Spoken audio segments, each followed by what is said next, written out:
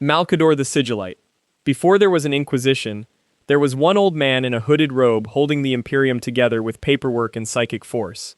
Malcador served as Regent of Terra and First Lord of the Council of Terra, and he is generally held to be the second most powerful human psyker who ever lived, behind only the Emperor himself, a distinction that says more about the gap between first and second place than it does about any limit of Malcadors. When the Horus heresy broke, the Emperor gave him an order that would echo for 10,000 years. Gather men and women of character, skill, and determination, test them, and set them loose to root out treachery wherever it hid. The first recruits were not career bureaucrats. They were survivors and defectors. The Death Guard hero Nathaniel Garrow, the former Sons of Horus captain Iacton Cruz, pulled out of their old lives and rebuilt as Malcador's Knights Errant, the seed from which the Grey Knights would eventually grow. Immediately before the Emperor departed for Horus's battle barge, Malcador presented 12 of them to his master, 8 Astartes and 4 baseline humans. Then he did the thing nobody else could do. He took the Emperor's place on the Golden Throne to hold the webway breach sealed, and the throne devoured him, leaving a husk so fragile that accounts describe it collapsing to ash. Imperial records disagree, loudly, over whether that moment founded the Inquisition or merely prefigured it. At least 2 competing origin stories survive in official histories, and the Inquisition has never been in a hurry to settle the question. What nobody disputes is the shape of the authority he invented, answerable to no one, empowered to investigate everyone. Every Inquisitor since has been spending Malcador's inheritance. Inquisitor Veritus. Roughly 1,500 years after the heresy, an Inquisitor sat on the Senatorum Imperialis under the name Veritus, and almost nobody alive knew that the name was a mask. Underneath it was Kirill Sinderman, once an iterator of the 63rd Expeditionary Fleet, a professional orator whose job had been explaining the imperial truth to newly compliant worlds, and who had watched the heresy begin from the inside. He should have been dust. Instead, sustained by Juvenat treatment and rejuvenat surgery, well past the point where a body stops looking human, he carried first-hand memory of the Imperium's founding secrets into the mid-32nd millennium. That is the real weapon here. In an institution built on classified knowledge, a man who personally remembers what the documents were redacted from outranks everyone in the room. During the War of the Beast, Veritus rose to become the inquisitorial representative to the High Lords of Terra, a hardline Puritan with an absolutist reading of his own office. The Inquisition was not one power among many, it was the supreme organ of the Imperium, and the other 11 High Lords were tolerated rather than respected. He judged the sitting representative, Weenan, to be catastrophically negligent in her handling of the orc warlord known as the Beast, convened an inquisitorial conclave against her, and when process moved too slowly, sent his own agents to kill her. It failed. What followed was one of the strangest arrangements in Imperial history. Brokered by the Grand Master of Assassins, the 2 rivals declared themselves co-inquisitorial representatives and shared a seat that had never been shared.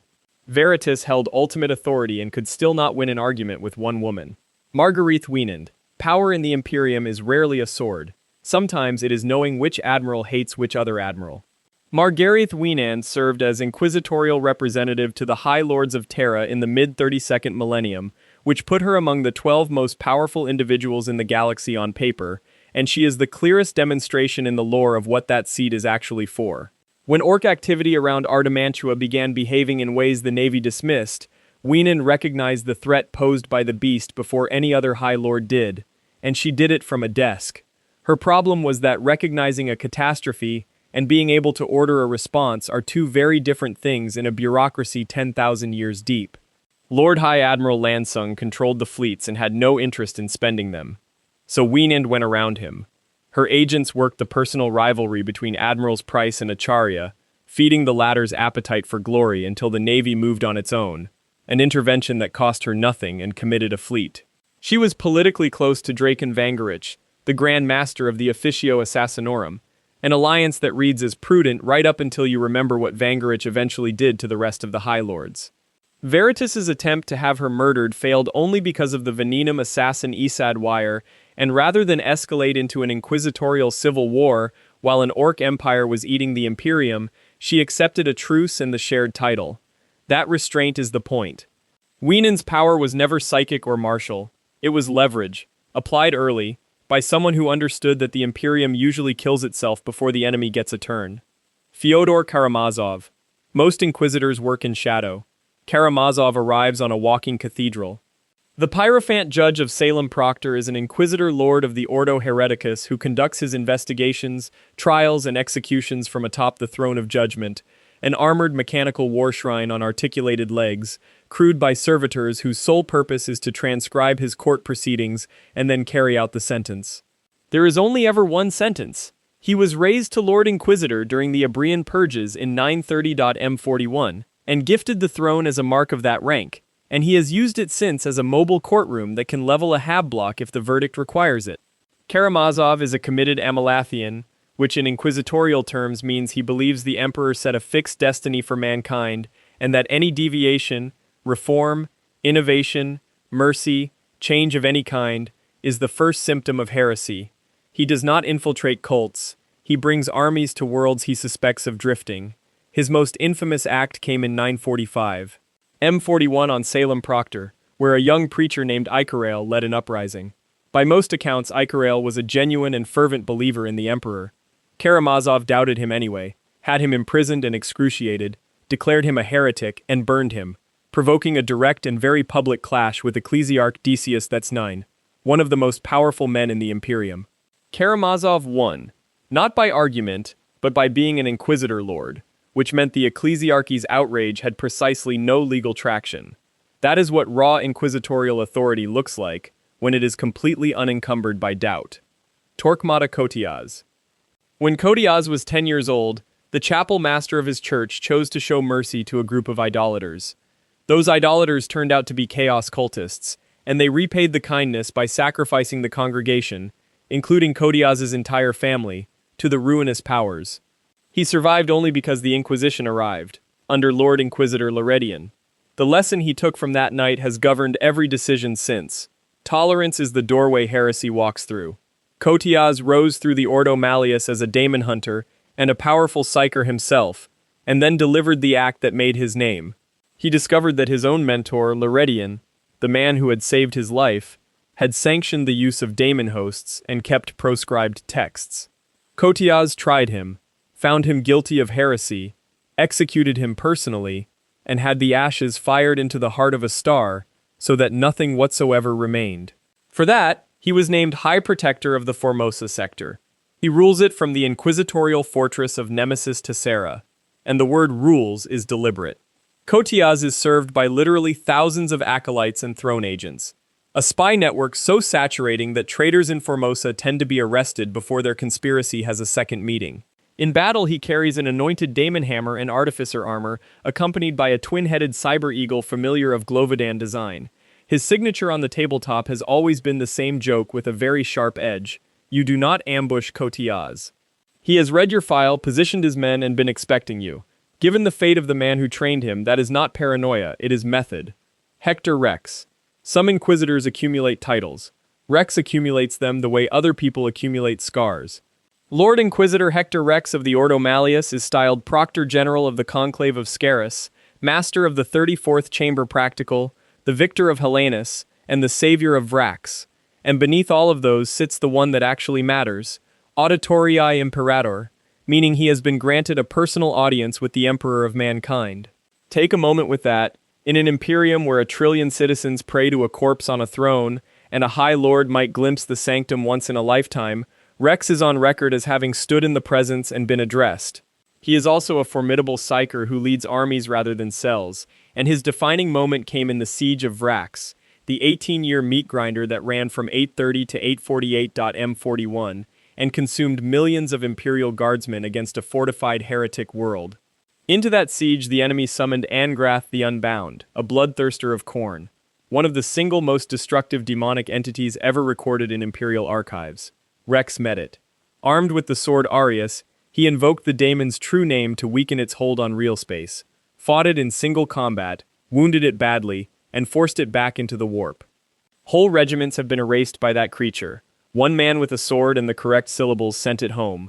Rex's power is the rarest combination in the Inquisition: institutional rank, psychic strength, and a battlefield record that makes Space Marine commanders defer to him without being ordered to. Katarina Greyfax. For centuries, one of the Imperium's most uncompromising witch hunters was a museum exhibit. Katerina Greyfax, a hardline Puritan of the Ordo Hereticus, was captured by Trazyn the Infinite, the Necron Collector Lord, and sealed inside a Tesseract vault among his other trophies, alive, aware, and utterly beyond rescue. She was released only when Trazyn decided, for his own reasons, to empty his collection onto Cadia during the 13th Black Crusade. So Greyfax stepped out of a Xenos display case directly into the fall of Cadia in 999.M41, which is either the worst or the best welcome back in Imperial history. She is a psyker of serious force. Her documented gifts include the reliable detection of lies, an unusually invasive read of intent, and the aura of oppression, a crushing projection of will that leaves enemies paralyzed and unable to act, not through fear exactly, but through the sensation of a stronger mind occupying the space where their own decisions used to be. Her kit reflects the Ordo Hereticus at its most direct: Condemner boltgun, power sword, Cyoculum. What makes Greyfax genuinely interesting is what happened next. She was folded into the campaigns that resurrected Robut Guilliman and traveled in the company of the Inari, literal Xenos, under a Primarch's orders, an arrangement she found close to intolerable, and obeyed anyway. Guilliman later tasked her with hunting the artifact known as the Eye of Night, believing it might help seal the Great Rift. She now operates as a figure wreathed in shadow and fear, which is impressive for someone whose lost centuries she has never fully accounted for.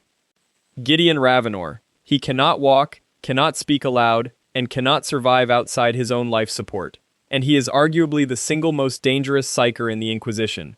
Gideon Ravenor was Gregor Eisenhorn's protege, catastrophically burned in the atrocity on Thracian Primaris, his body ruined so thoroughly that he was sealed permanently into an armored anti-gravitic force chair fitted with life support, psychic amplification boosters, and paired psy-cannons.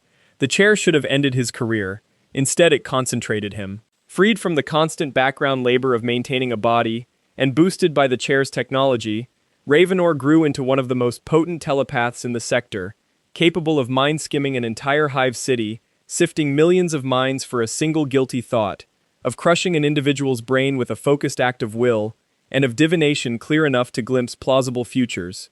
His most unnerving talent is what he calls wearing, projecting himself into another living person and driving their body like a vehicle while they remain conscious inside it. He runs a retinue rather than an army. Kara Swole, Harlan Nail, Patience Kais, the blank Wystan Frauke whose null field is the only thing that can safely mute him, and their investigations dragged them into the trade in Flex on Justus Majoris and, worse, into Annuncia, a primordial language whose spoken words rearrange matter itself. The cost was steep. His own interrogator, Carl Thonius, became the vessel for the demon sleight.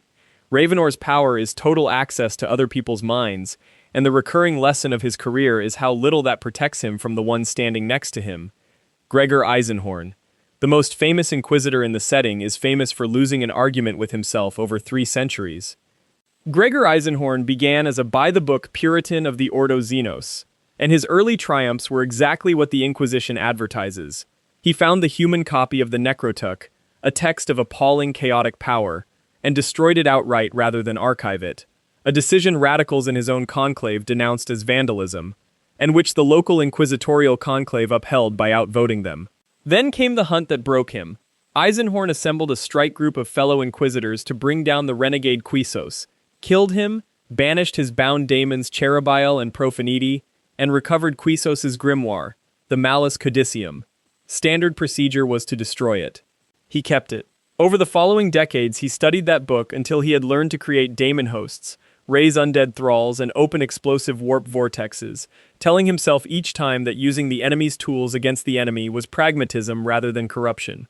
He eventually bound Cherubile himself, keeping a Chaos Daemon as a personal bodyguard, and destroyed the Codicium during his final confrontation with the heretic Pontius Glaw, by which point he had committed most of it to memory, which rather defeats the point of burning it. Along the way, he carried the Eldar Blade Barbarisator, a Xenos weapon a Puritan should have surrendered. By the end, he described himself as a radical without much argument. Eisenhorn's real significance is structural. He is the proof, written across 3 novels, that the Inquisition's unlimited authority contains no mechanism whatsoever for telling a man he has gone too far. Fidus Cryptman. Every Imperial commander who has ever heard the word Tyrannid owes it to one man, and the Imperium repaid him with a death sentence. Fidus Cryptman was an Inquisitor Lord of the Ordo Xenos, decorated as a hero of the Macharian heresy when contact was lost with the research station on the world of Tyrann. He investigated, found the world stripped to bare rock by something the Imperium had no file on, and became the first person to formally identify, name, and classify the Tyrannid threat, the vanguard of Hive Fleet Behemoth. He went on to fight in all three major tyrannic wars, and effectively wrote the Imperium's doctrine for fighting them. Then Hive Fleet Leviathan came, and Kripman did the arithmetic. Tyrannids grow by consuming biomass, so he resolved to starve them. He established a cordon sanitaire and pronounced exterminatus on world after world in Leviathan's path, evacuating where possible, and simply burning them where it was not. The result is the largest single act of genocide the Imperium has ever inflicted on itself since the Horus Heresy. Billions dead by Imperial order, on Imperial worlds, to deny an enemy its lunch. The Inquisition's response was a carta extremis, stripped of rank, condemned to death on sight, with influential voices calling for full excommunicate traitoris. Unrepentant and hunted, he then executed his most notorious gambit, having a Death Watch team capture live gene stealers, seed them into the Space Hulk Perdition's flame, and detonate a nearby moon to fling the Hulk into the Orc Empire of Octarius. Two galactic horrors have been eating each other there ever since. It worked. That is the horrifying part. Kyria Draxus. The Imperium's foremost Necron hunter fights Necrons with an Eldar gun, and she has never once apologized for it. Lord Inquisitor Kyria Draxus of the Ordo Xenos is a declared radical, but not a reckless one.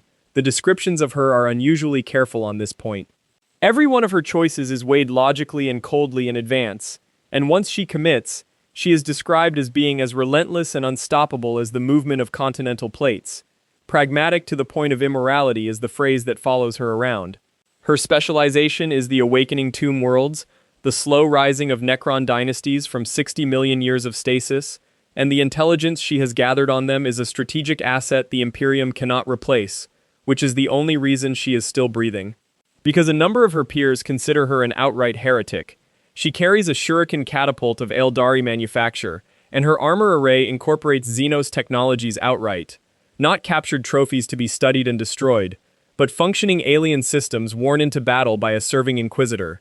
She is accompanied by a Wyvak familiar named Shang, bonded to her psychically closely enough that she is said to be able to see through the creature's eyes, giving her a scout that cannot be interrogated and does not report to anyone else. Draxus embodies the central bargain of the Ordo Xenos. To fight the alien effectively, you must understand the alien deeply, and the Imperium considers understanding the alien deeply to be a capital crime. She has simply decided the Necrons are the more urgent problem. Bronislaw Czevak. There is a secret library hidden in the webway that holds the Eldari's accumulated knowledge of chaos, and exactly one human of note has ever walked out of it. Bronislaw Czevak, an extraordinarily aged Inquisitor of the Ordo Xenos, reached the Black Library, the hidden craft world that serves as the Eldari repository of chaos lore, and did not merely visit. He read. Then he stole the Atlas Infernal, a living map of the webway itself, and escaped with it, making him simultaneously the best-informed human being alive on two subjects the Imperium forbids anyone to know anything about. His loyalty to the Imperium never wavered. His standing did. Possessing that knowledge makes him a renegade by definition in the eyes of most of the Inquisition, which is a fine summary of the institution's problem. The man who can actually explain the enemy is automatically suspect for being able to. The Atlas gives him something no Imperial vessel can match, the ability to move through the webway, arriving where no ship could reach and vanishing before pursuit arrives. It has kept him alive through a chase that spans the galaxy, because his pursuer is Ahriman, arch-sorcerer of the Thousand Suns, who wants the Black Library's contents for himself and believes that knowledge could exalt him to godhood. Czevak's survival against the Chosen of Tzeentch is a matter of outthinking, not outfighting, and he has managed it repeatedly. Rob Sanders' 2011 novel Atlas Infernal is the fullest account of it. Czevak is the purest expression of inquisitorial power as pure information, a frail old man whose head is a strategic weapon everyone in the galaxy wants to open. Helena Valeria. Radicalism in the Inquisition is a spectrum, and Valeria sits at the end of it where the labels stop meaning much. Helena Valeria is recorded as a radical inquisitor of the Ordo Xenos, though sources are inconsistent about her ordo and some material has attached her to daemon hunting duties as well, which is itself telling. she operated across boundaries that other inquisitors treat as walls. Her stated philosophy is that the Inquisition should be guided by the spirit and intent of imperial law rather than its letter, that the weapons of the enemy are simply weapons, and that there are no lines which cannot be crossed in defense of the Imperium. Nothing is forbidden, everything is a tool. In practice, this made her a collector on a scale bordering on obsessive. She spent many decades traveling to far-flung worlds gathering arcane and lost technological knowledge, and she did it by talking, negotiating directly with the Eldar, with the Hrud, with the Ulumayathi, with the Draxians. Every one of those meetings would have been sufficient grounds for another Inquisitor to burn her. Her justification is one the Imperium finds impossible to answer. Humanity is losing, its own technological base has been decaying for millennia, and the knowledge required to reverse that decline is sitting in Xenos' hands right now. Refusing to reach for it is not piety, it is suicide with extra steps. Valeria's archive of recovered technology and Xenos lore made her one of the best-equipped Inquisitors of her era, and it also made her exactly the sort of person a Puritan conclave writes a death warrant for. Jack Draco. The very first Warhammer 40,000 novel ever published featured an Inquisitor who talked to the Emperor, and the setting has been quietly uncomfortable about it ever since. Jack Draco of the Ordo Malleus is the protagonist of Ian Watson's Inquisition War Trilogy, beginning with the 1990 novel Inquisitor, later reissued as Draco, and continuing through Harlequin and Chaos Child. His retinue is the strangest in the lore: Grim, a squat rogue with a grudge and a gun, and Melindy, an assassin of the Calidus Temple whose body is repeatedly, horrifically reshaped over the course of the story. What Draco uncovers is a conspiracy aimed at nothing less than the psychic future of the human species, involving the Illuminati, the Harlequins, and a plan whose sanity he cannot verify from the outside, so he does the only thing that would settle it. He infiltrates the Imperial Palace on Terra, penetrates the Sanctum, and reaches the Emperor himself, making him one of a bare handful of individuals to have done so in 10,000 years. What he finds there is not a serene god. By his account, the Emperor is something closer to a fractured collective consciousness, a subconscious at war with itself, unable to give a clean answer because there is no longer a single mind there to give one.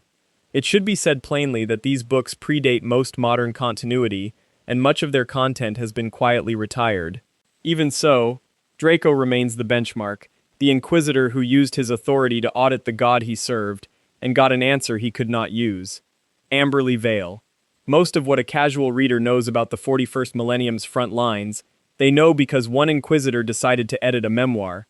Amberley Vale is an Inquisitor of the Ordo Xenos, tall, blonde, blue-eyed, with a contralto voice her acquaintances remember before they remember anything else, and she declares allegiance to no inquisitorial faction, though her instincts run Puritan. Given a dangerous Chaos or Xenos artifact, her default is safe disposal rather than study, with rare and carefully chosen exceptions.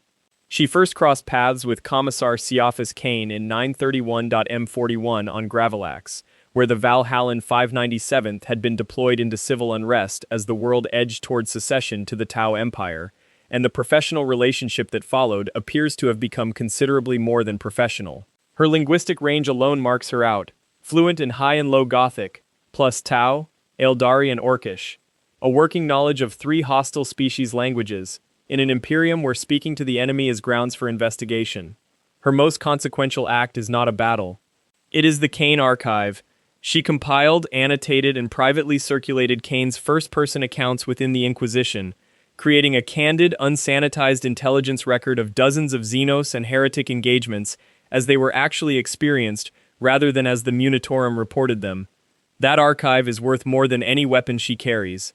She remains an active Inquisitor in 999.M41 and is documented as still alive well into the 42nd millennium, past 127.M42, meaning she has outlasted the fall of Cadia, the Great Rift, and virtually everyone who ever doubted her filing system. Solomon Locke. Not every powerful Inquisitor wins, and Locke's entry in the archives is a warning transmitted from inside a disaster. Solomon Locke of the Ordo Xenos was a veteran of the Hrud infestation of Chinkare, an experienced Xenos hunter with a reputation solid enough that in 850.M41 he was handed one of the ugliest assignments available. Find out why an Imperial research facility on Beta Anphelion 4 had gone silent. He did not go quietly. Locke assembled a task force that reads like a threat. The Elysian Drop Troops 99th D Detachment, elements of the 226th Cadian shock troops, an Adeptus Mechanicus Biologus Exploratus contingent under Magos Biologus Arthon, and a strike force of Red Scorpion Space Marines, and dropped onto a hostile moon shrouded in ammonia fog. What he found was not a Xenos incursion, it was an Imperial one. The Mechanicus tech priests stationed there had been conducting biological research on captured Tyranid subspecies. Their containment had failed, the specimens had escaped into the wild, bred explosively, and consumed the entire research population.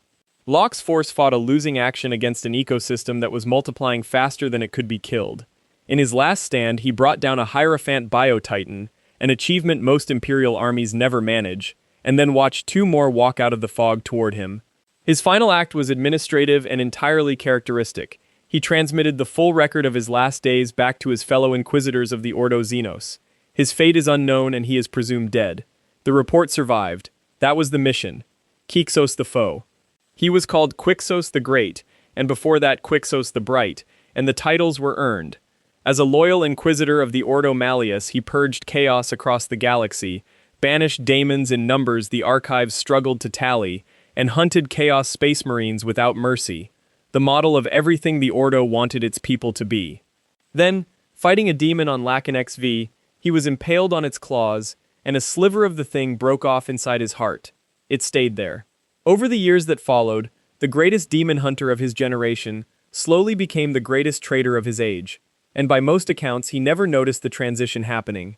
He began experimenting with chaos artifacts and summoning demon hosts. When the Puritan Inquisitor Helgrun confronted him about it, Quixos killed him, and after that there was no way back. At his height, he had channeled the demon Carnagar the Deathly into a sword and bound two entities, Cherubale and Profaniti, into demon hosts under his command, an arsenal no sane Inquisitor could match. And his plan was not conquest, it was construction. On Farnus Beta he was building a prototype duplicate of the Cadian pylons, the ancient Xenos structures that hold back the Eye of Terror, intending to use demonic power to remake the warp's boundary with reality, on his own terms. He genuinely believed he was saving the Imperium. It took a strike group of Inquisitors led by Gregor Eisenhorn to bring him down, and Eisenhorn walked away from that fight carrying Quixos' grimoire, which he did not destroy. The corruption survived the man. It usually does. If you want to see more, click the video on screen now.